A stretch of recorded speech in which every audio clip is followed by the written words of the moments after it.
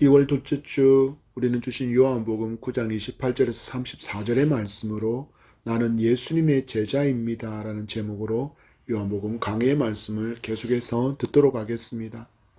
여러분이 알고 있는 철학자와 사상가가 많이 있을 것입니다. 동양의 철학자와 사상가만 해도 우리가 익숙한 이름 공자, 맹자, 노자와 같은 중국 사상가들이 있고 우리나라에도 율곡, 이이, 퇴계, 이황, 정약용도 있습니다. 그리고 서양 철학자는 그 고대 그리스도로부터 시작되었기에 그 정점에 있는 탈레스와 파르메니데스, 헤라클레이토스, 또 우리가 잘 아는 소크라테스, 플라톤, 아리스토텔레스가 있습니다. 그리고 고대로부터 이어진 이 철학자들의 철학과 사상을 발전시키고 계승해 나가는 많은 사람이 있습니다. 이들을 일컬어 우리는 학파라고 부릅니다. 곧 자기가 따르는 스승의 사상을 이어가고 더 깊이 연구하는 사람들이라고 할 수 있습니다. 그리고 이와 같은 철학과 사상을 따라서 살아가는 삶, 그것을 붙들고 살아가는 그것을 우리는 신념이라고 부르기도 합니다. 오늘은 우리 민족의 가장 큰 명절이라 할 수 있는 설명절 연휴가 이어지고 있는 날 주일 아침입니다. 어른들이 모이고 이제 제법 자기의 목소리를 낼 수 있는 장성한 조카들이 모이면 그 안에서도 신념 전쟁이 일어나게 됩니다.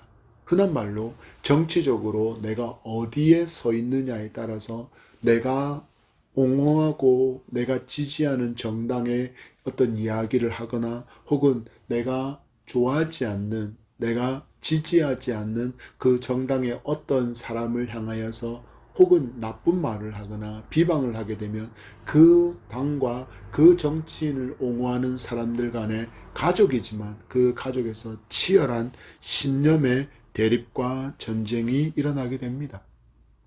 이건 정치적인 이야기뿐만 아니라 결혼관의 차이로도 대립과 다툼이 있습니다. 일반적으로 홍기가 찬 조카들은 늘 타겟이 됩니다. 결혼 언제 하느냐? 교제하는 사람은 있느냐? 교제 중이라면 결혼을 언제쯤 할 것이냐? 사실 오랜만에 만나면 이런 말 말고는 특별히 할 말이 사실 없습니다. 그래서 어떤 면에서는 대화를 이어나가기 위한 한 방법인데 미혼의 사람들에게는 이 안부는 결코 달갑지 않습니다. 이렇게 우리는 자기가 가진 신념에 따라서 생각하고 말하고 행동하는 경우가 대부분입니다. 이 시대는 절대적인 기준 그리고 절대적인 존재를 모조리 부정하는 시대를 살아가는 사람들은 이전보다 훨씬 더 자기 신념을 강조하면서 살아가기에 어쩌면 이런 갈등의 불씨는 늘 존재하고 있다라고 할 수 있습니다. 그런데 문제는 이런 신념이 권력과 군사력을 갖게 되면 침략이라는 극단적인 방법으로 그 신념을 실천하고자 한다는 것을 우리는 이미 전쟁을 통하여 경험하고 있습니다. 자기 신념만이 옳다라고 여기는 극단에 빠지게 되면 자기들의 신념에 배치되어지는 모든 것들, 모든 사람은 제거의 대상이 됩니다. 페스티벌이 열리고 있는 곳 위로 패러글라이딩을 타고 무장한 그 사람들이 그곳에 내려와서 무슨 일을 합니까? 무자비하고 무차별적으로 자행한 그 학살이 자신들의 신념에 맞는 행동이었다고 옳다라고 그들은 여전히 여기고 있습니다. 이런 시대를 살아가는 우리는 스스로에게 질문해야 합니다. 내 신념의 근거는 바른 것인가? 그리고 더 진지하게 질문해야 합니다. 내가 믿고 있는 기독교는 바른 것을 따르고 있는 것이 맞는가라고 여러분들은 질문하고 분명히 정확한 답을 가진 사람이어야 합니다. 우리는 오늘 주신 말씀 안에서 자기 신념만을 따르면서도 여전히 하나님을 믿는다라고 말하는 사람들을 만나게 됩니다. 그리고 성경이라는 바른 진리를 따르지도 않으면서 자기 신념에 따라서 행동하는 사람들이 얼마나 위험한지도 우리는 발견하게 될 것입니다. 우리는 주신 말씀을 통해서 우리를 점검하고 그리고 시대를 볼 수 있는 분명한 진리를 붙들고 살아가기로 결단하고 또한 순종하는 그 풍성한 은혜가 이 시간 함께하기를 간절히 소망하며 축복합니다. 주님 말씀하셨습니다. 실로암 못에 가서 씻으라. 평생 앞을 보지 못하고 살아가는 사람에게 실로암 못에 가서 씻으라는 주님의 음성은 우리는 이미 그 결과를 알고 있기에 이것이 분명한 복음이지만 이 음성을 직접 마주한 이 맹인에게는 단순하게 복음일 수만은 없었다라는 것을 우리는 한번 생각해 보아야 합니다. 그 마음에 내가 이 실로암 못에 가서 씻으라고 말하는 이 음성에 순종했는데 나에게 아무런 일도 일어나지 않으면 이전보다 더 큰 웃음거리, 더 조롱거리가 될 텐데 하는 그 마음에 없었을까요? 그렇지만 이 사람은 주님의 음성에 순종하기로 결단합니다. 그리고 귀에 들린 주님의 음성에 순종하여 실천에 옮겼고 그 순종으로 말미암아 무엇을 경험합니까? 눈을 뜨게 되는 기적을 경험하는 사람이 되었습니다. 그리고 이 사람을 비난하고 있는 종교 지도자들을 우리는 지난주에 만났습니다. 그들이 질문합니다. 계속해서 어떻게 해서 눈을 뜨게 되었느냐? 그리고 너의 눈을 뜨게 한 사람이 누구냐라고 질문하는 질문에 눈뜬 사람이 반문합니다. 당신들도 그의 제자가 되려 하나이까? 하나님께 저주받아 맹인이 된 사람이라고 멸시하고 천대하던 사람들에게서 자기들 스스로는 우리는 백성들에게 존경을 그리고 높임을 받고 있고 하나님께 큰 은혜를 입은 사람인 것처럼 행동하던 종교 지도자들이 자신들이 천대하고 멸시하던 그에게서 지금 모욕과 수치를 겪고 있는 것입니다.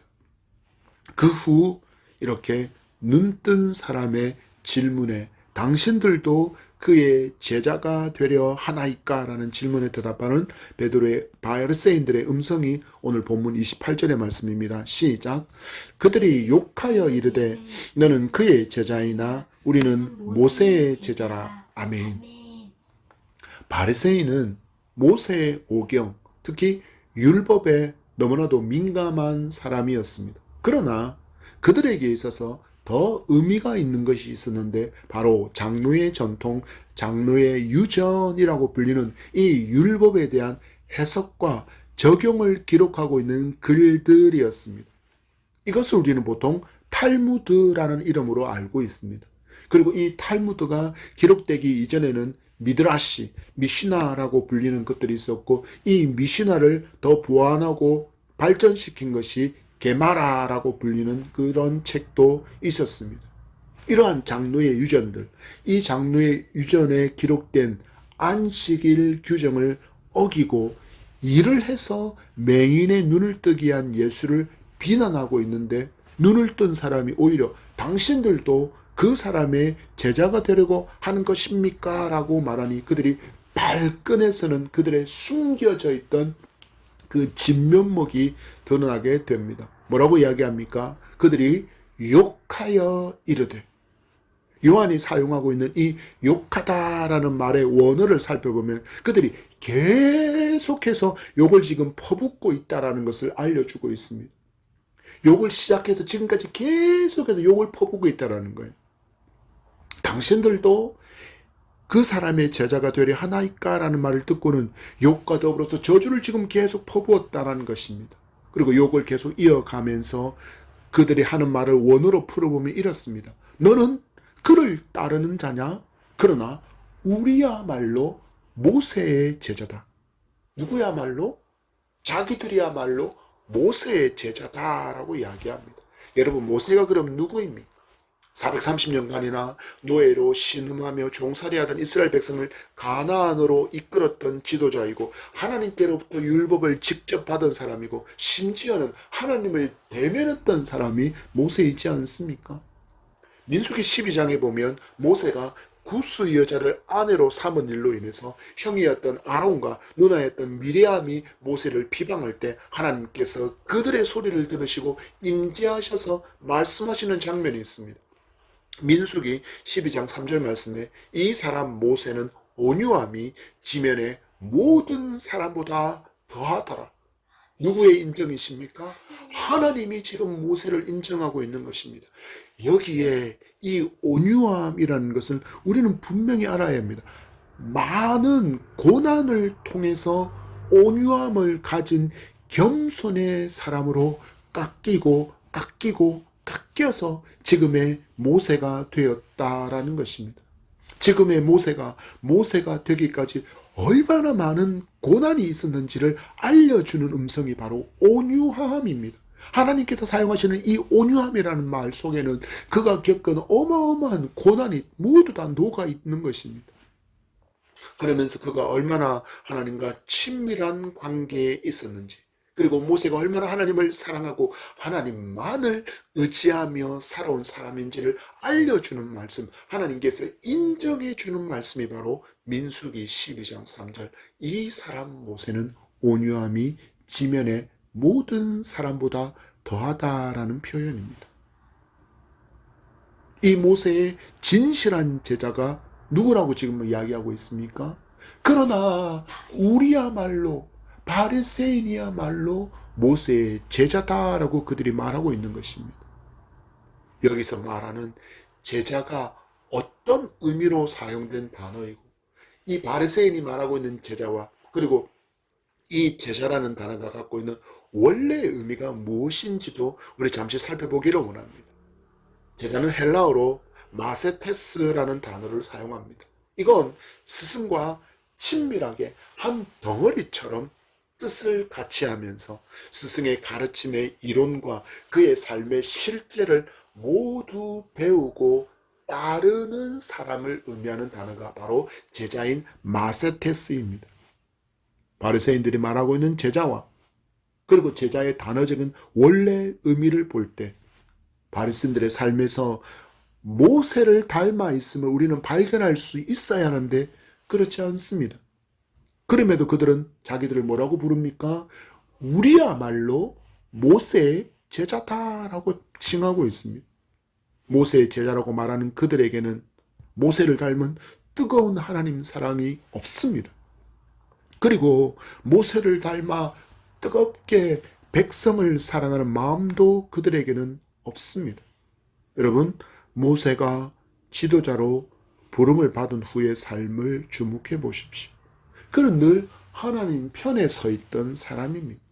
그리고 백성을 사랑해서 하나님께 범죄한 이스라엘을 하나님께서 멸망시켜 버리겠다고 말씀하실 때 외쳤던 음성을 들어보십시오. 출애굽기 32장 32절 말씀에 그러나 이제 그들의 죄를 사시옵소서 그렇지 아니하시오면 원하건대 주께서 기록하신 책에서 내 이름을 지워버려 주시옵소서. 이스라엘 백성이 하나님께 용서함 받을 수 있기를 간구하며 모세가 간구하는 음성은 하나님 저들을 용서하지 않으시려면 내 이름도 하나님의 생명책에 기록되어진 내 이름도 지워버려 주십시오 라고 그렇게 백성을 사랑하는 마음으로 백성의 용서함을 위해서 백성이 하나님께 긍휼 받기를 간구하며 기도하는 사람이 누구입니까? 모세입니다. 이런 모세를 닮음이 지금 바리새인에게 발견됩니까? 아니지 않습니까? 욕합니다. 계속해서 욕하고 계속해서 저주하고 있습니다. 그들에게서는 모세를 닮은 어떤 모습도 없는데도 그들은 율법을 준수하고 그리고 장로의 유준을 그들이 지키고 있기에 그들은 스스로 뭐라고 말합니까? 우리야말로 모세의 제자라고 말하는 것입니다. 여러분, 성도는 모두 예수님의 제자입니다. 그렇다면 우리에게서는 당연히 더 많이 주님을 닮아감이 있어야 합니다. 고린도서의 말씀에 따라서 우리는 새로운 피조물답게 성화되어가는 삶을 살아가야 하는 것입니다. 그런데 너무나도 안타깝게도 한국 교회에는 이러한 바리새인은 너무나도 많은데 예수님을 닮은 제자가 많지 않습니다. 교회 안에서만 보면 대부분 예수님의 제자인 것처럼 설교를 들으면서도 연신 아멘 아멘 화답하고 찬송을 부를 때도 힘차게 손뼉을 치면서 어깨도 들썩들썩 으쌰으쌰합니다. 기도도 얼마나 유창하게 잘하는지 시체말로 은혜가 됩니다. 여기까지는 너무 많이 주님을 닮은 듯합니다. 그런데 문제는 교회 문만 벗어나면 언제 그랬냐는 듯이 제자로서의 모습은 온데 간데 없습니다. 세상의 빛으로 세상에서 소금의 짠맛이 나는 예수님을 닮은 모습이 없으니 맛을 잃은 사람, 소금처럼 세상 사람들한테 밟히고만 있습니다. 하나님의 영광을 드러내지는 못할 망정 오직 하나님의 영광을 삶에서 제대로 가리고 있는 삶을 살아가고 있다는 것입니다. 여러분 회개해야 합니다. 그리고 이제는 입술로만 예수님의 제자가 아니라 삶에서도 예수님의 제자로 살아야 합니다. 이 삶이 예수님을 잘 믿는 것이고 예수님을 닮아가는 삶이라는 것을 분명히 아시기를 바랍니다. 눈을 뜬 사람에게 자기들이야말로 모세의 제자, 곧 하나님을 진실로 섬기는 사람이라고 근거로 내세우는 말씀이 이어지고 있습니다. 29절입니다. 시작. 하나님이 모세에게는 말씀하신 줄을 우리가 알거니와 이 사람은 어디서 왔는지 알지 못하노라.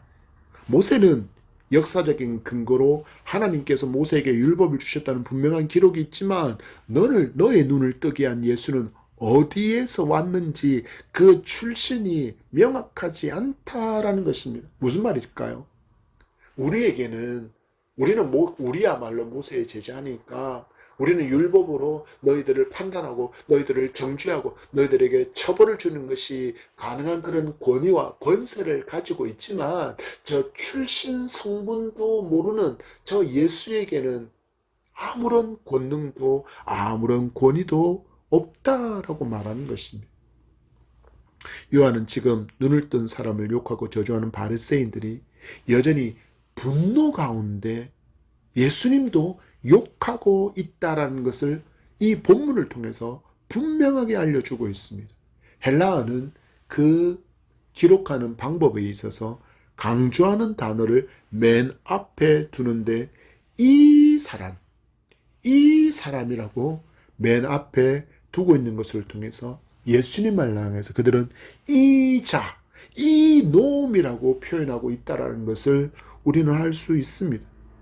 이런 표현들을 볼 때 정말 바리새인이나 종교 지도자들이 하나님의 말씀도 제대로 알지 못하는 사람이었다는 것을 우리가 분명하게 알 수 있습니다.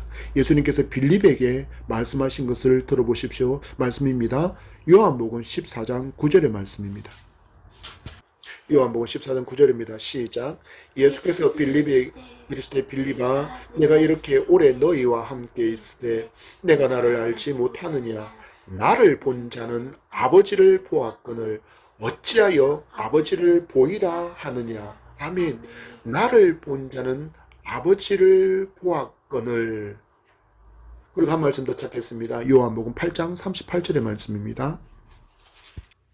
시작. 나는 내 아버지에게서 본 것을 말하고 너희는 너희 아비에게서 들은 것을 행하느니라. 아멘. 예수님께서 행하시고 말씀하시는 그 모든 것의 근원이 바로 하나님이라는 것을 분명히 말씀하고 있습니다. 그러나 입술로는 우리야말로 모세의 제자라고 말하는 바리새인은 하나님을 믿지도 하나님 말씀을 믿지 않고 있다는 것을 분명히 알려주고 있습니다. 이 사실을 조롱이라도 하듯이 눈을 뜬 사람의 말이 이어집니다. 30절입니다. 시작. 그 사람이 대답하여 이르되 이상하다. 이 사람이 내 눈을 뜨게 하였으되 당신들은 그가 어디서 왔는지 알지 못하는도다. 그가 이야기합니다. 이르되 이상한데 당신들은 왜 그가 어디서 왔는지 알지 못하지? 당신들은 하나님께 저주받은 자라고 경멸하고 멸시했던 나도 경험으로 이제는 내게 일어난 일이 하나님께로부터 오신 선지자가 행한 것이라는 것을 알고 있는데 당신들은 아직도 그분이 하나님께서 보내신 선지자라는 것조차도 모른다니 참 이상한 일이네요 라고 말하고 있는 것입니다. 바리새인들이 얼마나 영적으로 눈이 가려진 사람들, 그들이야말로 영적으로 맹인이라는 것을 이렇게 그들로부터 멸시받고 있던 사람이 알려주고 있습니다. 바울을 통해서 주신 하나님의 음성을 받습니다. 고린도전서 1장 27절과 28절의 말씀입니다. 고린도전서 1장 27절, 28절의 말씀입니다. 시작. 그러나 하나님께서 세상의 미련한 것들을 택하사 지혜 있는 자들을 부끄럽게 하려 하시고 세상의 약한 것들을 택하사 강한 것들을 부끄럽게 하려 하시며 하나님께서 세상의 천한 것들과 멸시받는 것들과 없는 것들을 택하사 있는 것들을 폐하려 하시나니. 아멘. 약하고 멸시받고 저주받은 인간이라고 천대받던 맹인이 자기들이야말로 모세의 제자라고 눈을 뜬 사람이라고 여기며 살던 그들이 실제로는 영적 맹인이라는 것을 이제 예수님의 은혜로 말미암아 눈을 뜬 사람으로부터 부끄러움을 당하는 일을 겪고 있는 것을 보십시오. 여러분, 누가 부유한 사람입니까? 누가 강한 사람입니까? 바로 하나님 앞에서 가난한 사람, 하나님 앞에서 자신의 무능함을 고백하는 사람, 하나님을 위해서 낮아지는 겸손의 사람이 강한 사람임을 믿으시기 바랍니다. 이렇게 세상 사람들의 기준으로는 미련하고 어리석은 모습으로 살아가는 것 같은 우리를 누가 인정해 주십니까? 하나님께서 인정해 주시고 우리를 통해서 지금 강한 자라고 성도를 핍박하는 불의한 자들을 부끄럽게 만드실 날이 반드시 있음을 믿고 오늘 또 믿음으로 담대하게 나아가는 우리가 되기를 축복합니다. 31절과 32절의 말씀입니다. 시작. 하나님이 죄인의 말을 듣지 아니하시고 경건하여 그의 뜻대로 행하는 자의 말을 들으시는 줄을 우리가 아나이다. 장세의 이후로 맹인으로 난 자의 눈을 뜨게 하였다함을 듣지 못하였으니. 아멘. 눈을 뜬 사람의 말이 이어집니다. 나도 아는 것을 종교 지도자라는 당신들이 모르는 것이 나는 정말 이상합니다. 하나님은 죄인의 말을 듣는 분이 아닌 것을 나도 압니다.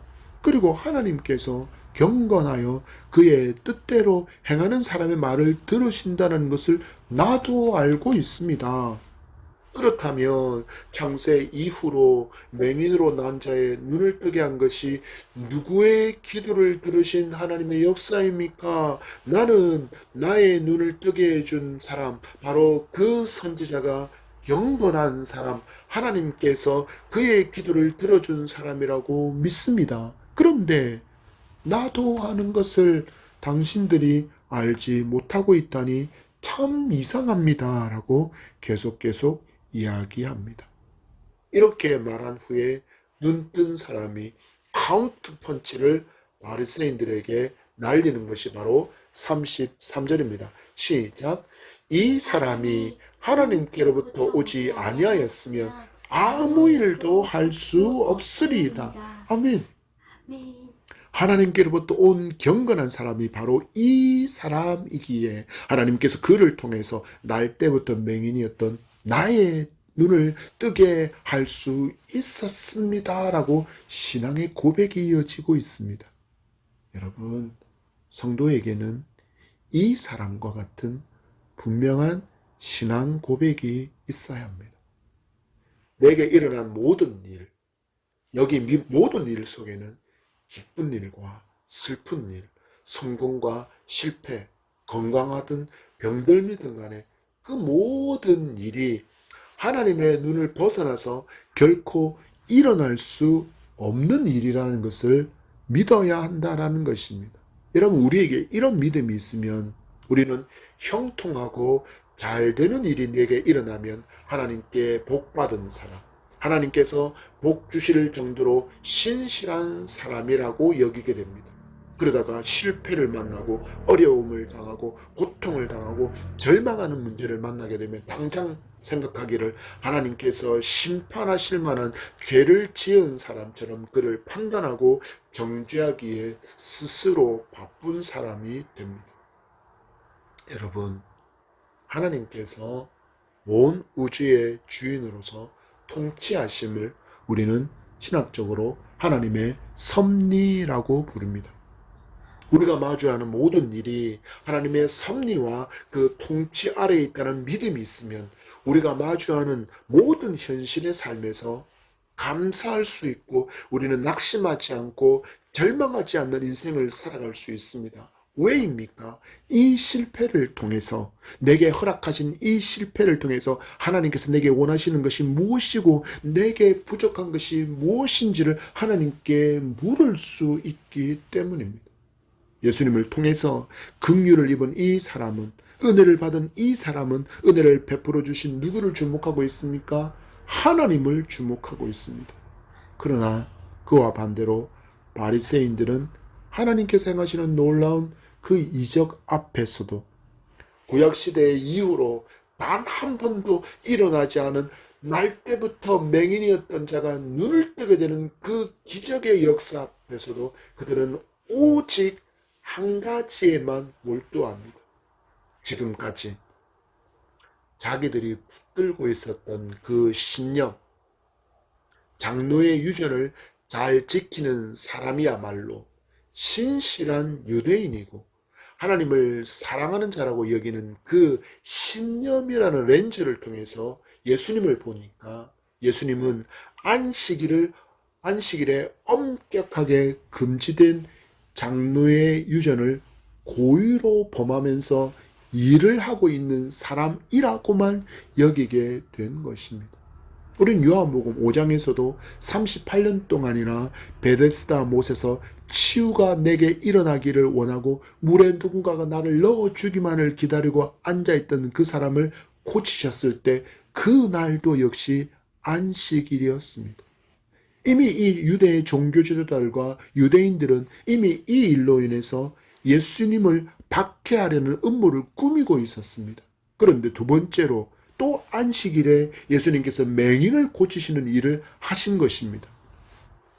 여러분, 병든 자가 바리새인의 그 신념대로라면 하나님께 저주받은 사람이 하나님의 은혜와 긍휼을 입어서 낫게 되었으면 마땅히 하나님께 영광을 돌리고 찬양해야 되는데 그들은 찬양과 영광은 뒷전이고 장로의 유전이라는 칼을 들이대며 예수님을 잡아 죽이는 데만 혈안이 되어 있는 사람. 그래서 지금 자기 앞에서 눈을 뜬 그 사람, 날 때부터 맹인이었다가 눈을 뜬 그 사람이 하는 말이 누구를 위한 음성인지를 그들은 깨닫지 못하고 있습니다. 여러분, 영적으로 눈이 가려진 사람, 영적으로 귀가 막힌 사람은 하나님의 말씀을 볼 수 없고 하나님의 말씀이 하나님의 말씀으로 들리지 않습니다.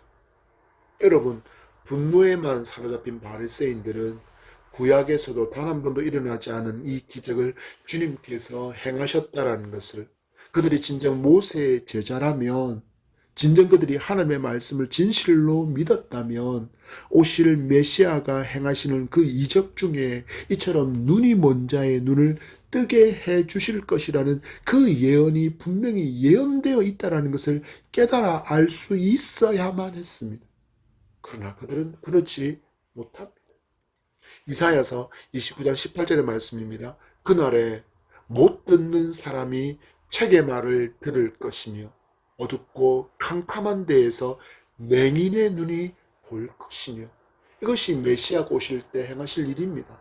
35장 5절 말씀도 그때 맹인의 눈을 밝을 것이며 못 듣는 사람의 귀가 열릴 것이며, 42장 7절도 예언하고 있습니다. 내가 눈먼 자들의 눈을 밝히며 흑암에 앉은 자를 감방에서 나오게 하리라.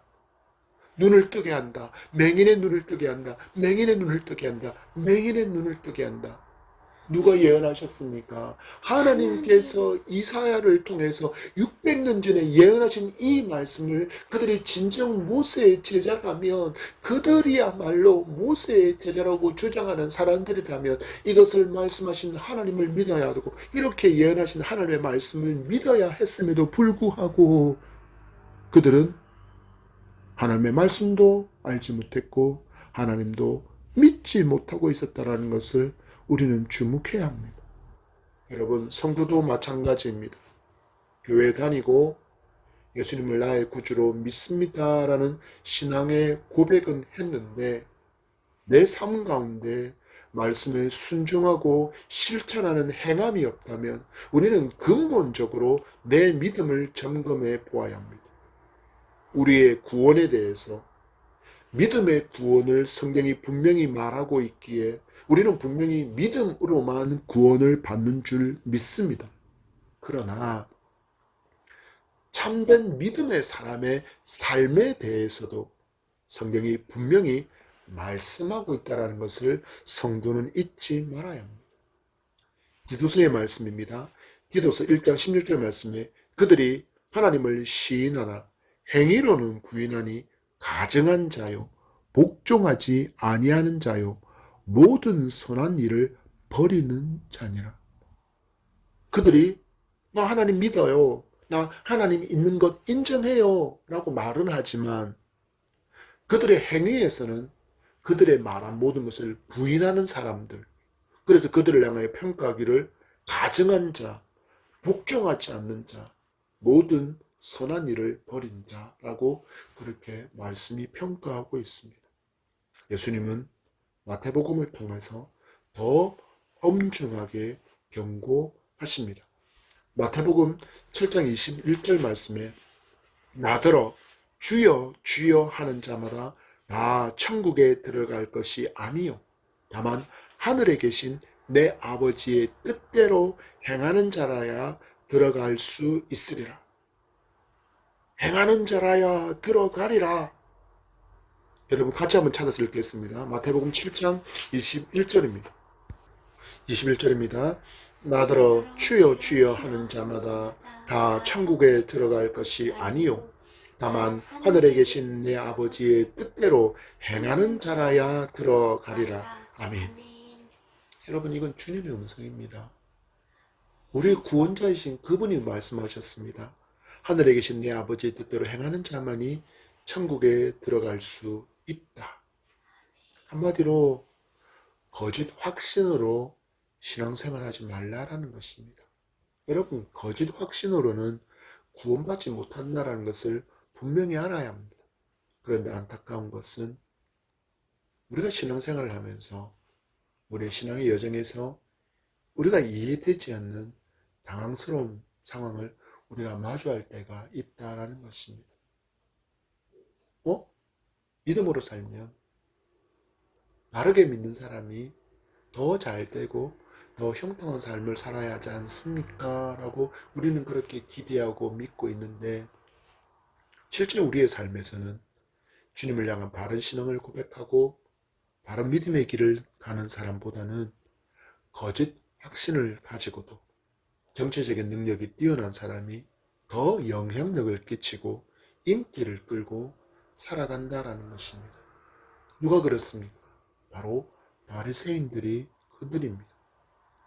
말씀을 믿는 믿음도 없는 그들이 종교 지도자의 자리에 서서 정권을 행사하며 백성들을 더 고통스러운 율법주의로 몰아넣고 신음하며 탄식하게 만들고 있습니다. 우리는 분명히 믿음으로만 구원받습니다. 그리고 거짓 확신으로는 구원받지 못합니다라고 가르침을 받지만 우리가 눈으로 마주하는 현실에서는 그 거짓 확신을 가진 사람들, 분명히 그의 삶에서는 어떤 하나님께서 기뻐하시는 열매도 맺어지지 않음에도 불구하고 그는 정치적으로 수완을 잘 펼쳐서 교회에서 높은 권세 자리에 올라서 큰 소리를 외치고 많은 영향력을 행사하고 있는 그들을 우리가 볼 때 우리는 이 말씀들을 의심하게 되는 경우들이 많습니다. 그러나 여러분 기억하십시오. 34절의 말씀입니다. 그들이 대답하여 이르되 내가 온전히 죄 가운데서 나서 우리를 가르치느냐고 이에 쫓아내어 보내니라. 아멘. 결국 바리새인들이 하나님의 은총을 입어 눈을 뜨게 된 사람을 예수님을 시인했다는 명목으로, 그리고 자기들을 비아냥거렸고 자기들을 조롱했다, 그래서 자기에게 방귀를 들었다라는 명목으로 출교시켜 버립니다. 성도도 믿음의 여정 속에 이러한 불합리한 일들, 우리의 작은 머리로는 이해가 되지 않는 일들을 만나고 경험하게 될 때가 있습니다. 그때 여러분, 우리의 작은 머리를 신뢰하지 마십시오. 우리는 오직 정의와 공의의 하나님만을 굳게 믿어야 합니다. 거짓 확신으로 종교신앙 생활하던 이들에게 내리는 주님의 처분을 우리는 그래서 주목해 보아야 합니다. 마태복음 7장 23절의 말씀입니다. 다 같이 읽겠습니다. 그때 내가 그들에게 밝히 말하되 내가 너희를 도무지 알지 못하니 불법을 행하는 자들아 내게서 떠나가라 하리라. 아멘. 어떤 일을 마주하게 됩니까? 그들은 결국 주님께로부터 쫓겨납니다. 거짓 확신으로 자기에게 믿음이 있다고, 심지어는 선지자 노릇하고 주의 이름으로 귀신도 쫓아내고 주님의 이름으로 많은 권능을 행했다 할지라도 주님께서는 그들을 바라보시며 말씀하십니다. 불법을 행하는 너희를 내가 알지 못한다. 이것이 여러분 거짓 확신을 가진 사람들을 향한 주님의 처분입니다. 그리고 이것이 주님의 공의입니다. 사람들은 지금 겉으로 드러난 모습으로만 모든 것을 판단하지만 하나님은 모든 사람의 중심을 다 아십니다. 그가 얼마나 위선적인 사람인지, 얼마나 거짓 확신에 빠져 있는지, 그러니까 종교 활동만 하고 있는지 하나님을 속일 수는 없습니다. 그래서 성도는 늘 말씀의 거울에 자신을 비춰 보아야 합니다. 바른 믿음 생활을 하는 것으로 인해서 우리는 때론 모진 소리를 듣기도 하고 혹은 광신도라는 손가락질을 당해도 우리는 이 정의와 공의의 하나님만을 주목하고 삶에서 말씀을 살아내는 그런 우리가 되기를 소망합니다. 여러분 기억하십시오. 많은 세대가, 많은 사람들이 교회를 떠나는 이유는 예수님이 싫어서 떠나는 것이 아니라 위선적인 목사 때문이고 위선적인 장로, 권사, 교회 바로 그 사람 때문에 떠나간다는 것을 기억하셔야 합니다. 그리고 그가 세상으로 떠내려간 후에 다시 주님께로 돌아오지 못한다면 그 핏값을 내 손에서 찾으시겠다는 엄중한 주님의 경고를 기억해야 합니다. 그래서 성도는 말씀을 잘 먹는 성도, 말씀을 잘 순종함으로 소화하는 성도, 그래서 그로 말미암아 강건하여서 많은 좋은 열매를 맺는 성도로 살아가는 우리가 되기를 간절히 소망하며 축복합니다. 설 명절 연휴, 먼저 여러분 계속해서 며칠간 함께 많은 시간을 보내게 될 가족에게, 친척들에게, 친구에게, 이웃에게 빛과 소금의 삶을 보여줄 수 있게 되기를, 그리고 나아가 하나님을 떠나간 많은 다음 세대가, 많은 사람들이 나의 짠맛과 빛 그리고 향기 나는 삶을 보고 주님의 품으로 돌아오는 회복과 부흥의 역사를 이루어가는 우리 모두의 삶이 되기를, 예수님의 제자로 살아가는 우리가 되기를 축복합니다.